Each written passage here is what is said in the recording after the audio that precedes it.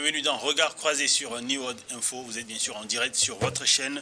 Et dans ce numéro, nous évoquons la Guinée où le président de la transition, Mamadi Doumbouya, brise le suspense. Il sera candidat à la présidentielle de décembre en face des interrogations sur l'équité du processus électoral.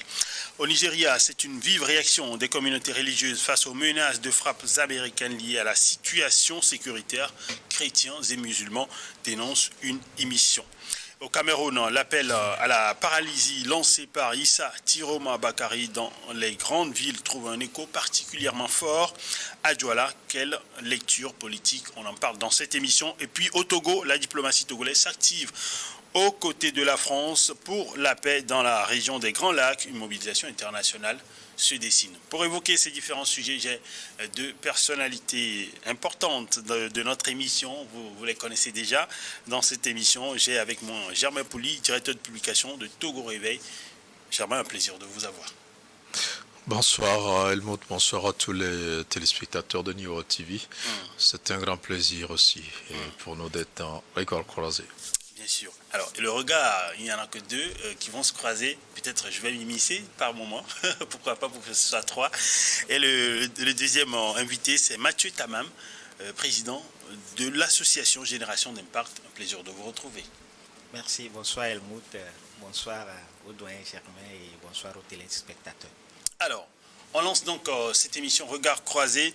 Et merci à vous, nos chers téléspectateurs, mais également aux chers internautes qui nous suivez sur notre chaîne YouTube. N'hésitez pas à liker cette émission et à la partager autour de vous. On commence avec la Guinée. Mamadi Doumbouya, candidat.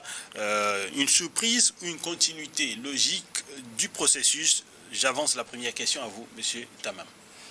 Merci beaucoup. Nous avons tous appris la décision du général Doumbouya qui décide enfin de mettre fin au suspense et de se présenter aux élections. Et vous savez, généralement, lorsqu'on assiste à des coups d'État en Afrique, c'est avec des slogans bien précis. Sauver la nation ou remettre de l'ordre. Et quelquefois, nous constatons que certains régimes et certains militaires qui viennent au pouvoir arrivent quand même à mettre fin à quelquefois la corruption et certains désordres dans nos institutions. Mais le risque de transformer cette transition militaire en des régimes prolongés au pouvoir devient un virus en Afrique. En sorte que lorsque nous assistons à un coup d'État, même salutaire parfois, il y a toujours des réserves. Alors, donc vous pensez qu'il y a des coups d'État salutaires? Quelquefois, je pense qu'il y a des coups d'État salutaires. Même dans le cas de la Guinée, moi personnellement, j'avais applaudi Doumbouya lorsque il a mis fin au régime de Condé, d'Alpha Condé, parce que Condé a été pendant longtemps dans l'opposition et nous avions cru qu'en venant au pouvoir, il devait quand même donner un exemple de vrai démocrate. Malheureusement, il a modifié la constitution pour enfin briguer un troisième mandat. Et aujourd'hui, nos craintes d'un autre côté nous amènent à nous interroger vraiment sur les coups d'État en Afrique, parce que nous avons déjà assisté à ce même problème avec Dadis Camara et nous avons connu la fin. Et aujourd'hui, c'est quand même déplorable qu'on assiste à la même chose et que les acteurs politiques, même de la Guinée, puissent avoir une vision diversifiée, contrairement à ce que nous avions assisté à l'époque de Dadis Camara. Bon, aujourd'hui, il est candidat. Nous espérons juste que les institutions pourront aider la Guinée à aller à des élections apaisées et que le meilleur gagne. Mais est-ce que vous êtes surpris ou vous attendiez à un tel scénario? Bon, j'avoue que au fur et à mesure que les choses évoluent, nous ne sommes plus vraiment surpris de cette décision, parce que nous nous rendons compte malheureusement que le pouvoir saoule. Et les militaires n'en font pas exception. Dès qu'on vient au pouvoir, qu'on fait 1 mois, 2 mois après, on a envie de faire 1 an, 10 ans même, pourquoi pas un siècle. Et j'espère que c'est également un souci pour le développement de l'Afrique. Il faut qu'on ait le courage de le dire. Alors, une candidature de Doumbouya, Germain, qu'est-ce que cela représente aujourd'hui pour cette transition promise en Guinée? Je pense que tout le monde a été plus ou moins prévenu et savait que les militaires n'allaient pas remettre le pouvoir aux civils, comme ça se fait dans plusieurs pays. Le dernier cas en date, c'est le Gabon, à la suite d'une transition qui, elle, a été assez brève, elle n'a pas été aussi longue que celle de la Guinée, du Burkina, du Niger ou du Mali. Et on a vu que ces militaires-là qui arrivent au pouvoir très tôt sont supportés par la population qui les pousse finalement à troquer leur treillis contre le costume politique. Et on en a vu bien avant les élections qui de temps en temps portent le costume pour commencer par rentrer progressivement dans la peau du civil. Et donc en Guinée, je crois que la plupart des observateurs s'attendaient à cette candidature-là parce que quand vous faites un coup d'État, généralement la Constitution prévoit le temps de la vacance du pouvoir et à quelle période vous devez pouvoir organiser des élections pour qu'un nouveau président soit élu, mais quand ces militaires arrivent généralement et suspendent la Constitution, à quelques exceptions près, il y a eu ATT au Mali, qui dans les années 90 a donné l'exemple, mais ça reste un phénomène très rare, et donc de plus en plus, quand il y a coup d'État, il faut s'attendre à ce que les meneurs de ce coup d'État-là envisagent rester longtemps au pouvoir parce qu'ils disent venir redresser une certaine situation, et je ne pense pas que la transition suffit pour régler cet état de choses, alors généralement ils ont envie de prolonger le bail à la tête du pouvoir, de devenir civil et donc d'être élu. Et vous verrez que les transitions sont assez orientées donc dans cette direction. Vous allez voir de plus en plus des personnalités de la société civile, des groupes politiques, ethniques et tout ça, demander au président de la transition militaire de pouvoir continuer, de créer un parti politique pour ceux qui n'en ont pas. Vous voyez, au Gabon, il a été élu, c'est après qu'il a créé son parti. Et donc, ça va être pratiquement le même scénario dans tous ces pays où les militaires donc, ont pris le pouvoir. Et donc, on n'est pas, personnellement, je ne suis pas surpris que Doumbouya donc, soit candidat, parce que si vous ne voulez pas être candidat, on ne serait pas une transition de 4 ans. Donc, je crois qu'en 2 ans, on peut faire une transition si on n'a pas envie de rester plus longtemps. Et quand on fait 4 ans, c'est pratiquement un mandat qu'on a fait. Et vous avez au Nigeria, quand les Maliens, par exemple, demandaient 4 ans de transition, le président nigérian de l'époque disait que c'est tout un mandat parce qu'au Nigeria, le mandat fait 4 ans. Alors donc, quand vous faites 4 ans, c'est que vous avez tout le temps de vous enraciner, de rentrer progressivement dans la peau du civil qui s'apprête donc à aller à une élection. Vous avez eu tout le temps aussi de vous faire aimer par une bonne partie de la population, prenant des décisions populaires, parfois populistes, pour amener les populations à croire que vous apportez véritablement un changement. Et donc on a vu cela dans le cas de la Guinée, donc c'est sans surprise, en tout cas à mon avis, que Doumbouya est candidat, même si au départ il avait annoncé que ni lui ni aucun membre donc, de ce groupe de militaires qui a pris le pouvoir ne seront candidats. Beaucoup le disent, mais à la fin, vous savez comment ça se passe, c'est le peuple donc, qui demande aux militaires de garder le pouvoir ou d'aller à l'élection, et donc on assiste à cela. Et c'est pas surprenant, surtout que Doumbouya aussi a passé son temps à mettre de l'ordre au niveau de la classe politique, l'ordre entre guillemets, donc de mettre aussi de l'ordre au niveau des médias. Oui. Elles ont vu que plusieurs leaders de l'opposition sont exilés, en tout cas parmi les plus en vue, comme Selun Dalin Diallo et autres. Et donc, c'est prévisible que quand un régime de transition se comporte comme ça, c'est qu'il affaiblit la classe politique qui existait.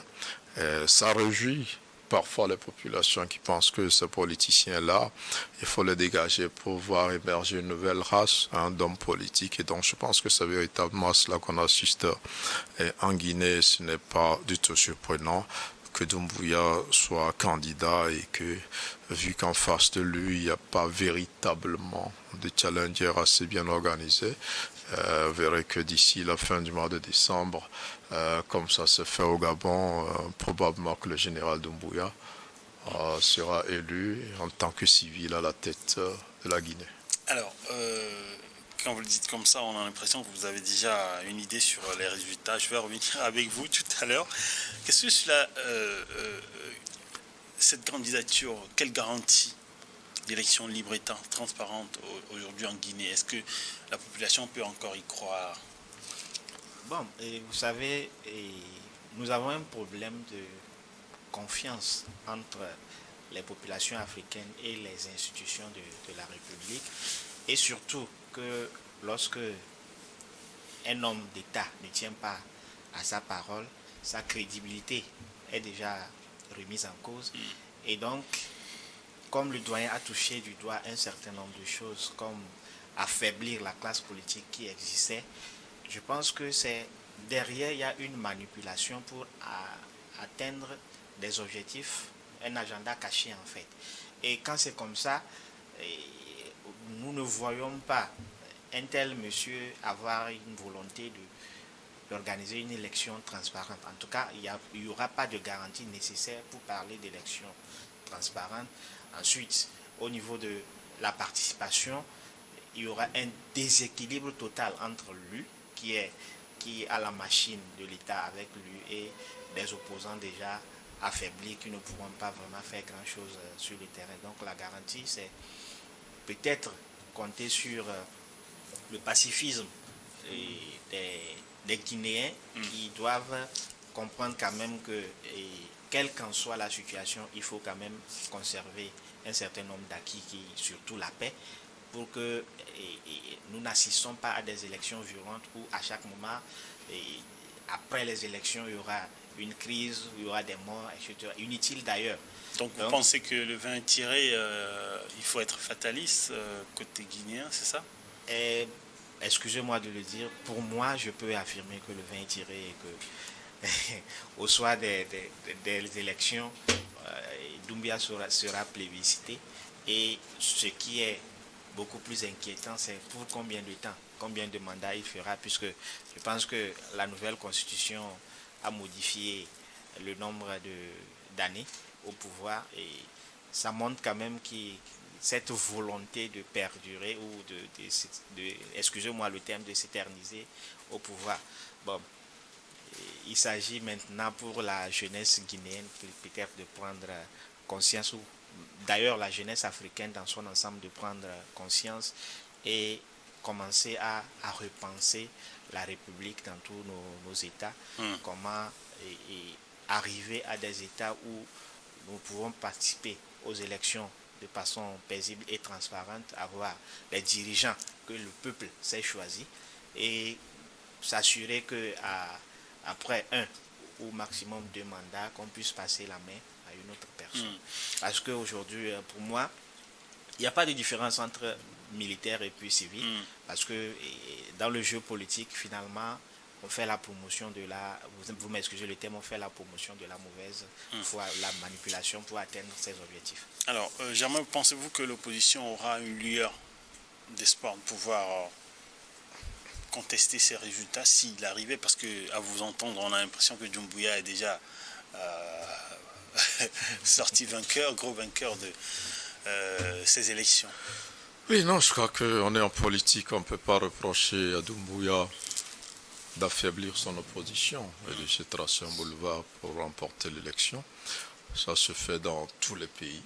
C'est pas africain. Vous avez vu aux États-Unis comment Joe Biden a tenté de disqualifier Trump avec tous les procès qu'on lui a collés.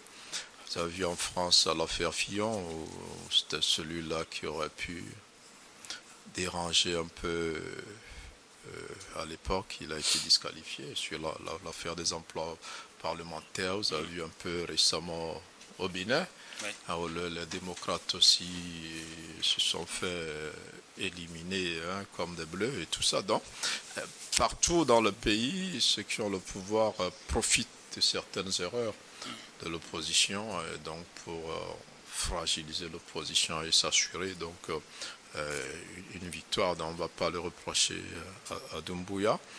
Mais après, je crois que tout aussi dépend de la capacité de l'opposition à s'organiser. On a vu un peu en Côte d'Ivoire, avec la disqualification de certains candidats, qui n'ont pas eu le courage de faire comme ça se fait au Sénégal. Et donc, finalement, Ouattara a été élu. Mais au Sénégal, on aurait pu aussi assister à la même chose. Si Sonko n'avait pas pris sur lui, donc de désigner un remplaçant, et qui a réussi aussi à s'allier pratiquement toute l'opposition à l'époque. Donc, quand l'opposition veut s'unir, elle pourra quand même tenir, quel que soit le candidat. Aujourd'hui, on a des figures de pros qui sont disqualifiés, comme le Seloun Delaine Diallo et tout ça. Mais si tous ces leaders-là portent leur voix sur un candidat, même inconnu du public, il pourra résister. Mais malheureusement, nous avons des oppositions qui sont incapables de s'unir à l'occasion de ces grands rendez-vous-là, pour se dire, on va gagner le pouvoir et on va voir comment se le partager après. Donc, c'est difficile à faire. Et donc, tout logiquement, quand un pouvoir travaille à fragiliser l'opposition, ça passe comme une lettre à la poste. Parce qu'en face, il sait que c'est des gens incapables de se réunir pour finalement faire bloc derrière le faible qui, dans ce cas, pourrait devenir le fort. Et donc, par rapport à cela, je pense que l'opposition en Guinée sera dans l'incapacité de donner du fil à retordre au général Doumbouya. Alors, l'élection, le scrutin, c'est le 28 décembre prochain. On en parlera aussi au soir donc de ce scrutin. On va observer la première pause dans cette émission. Regard croisé, on revient juste après.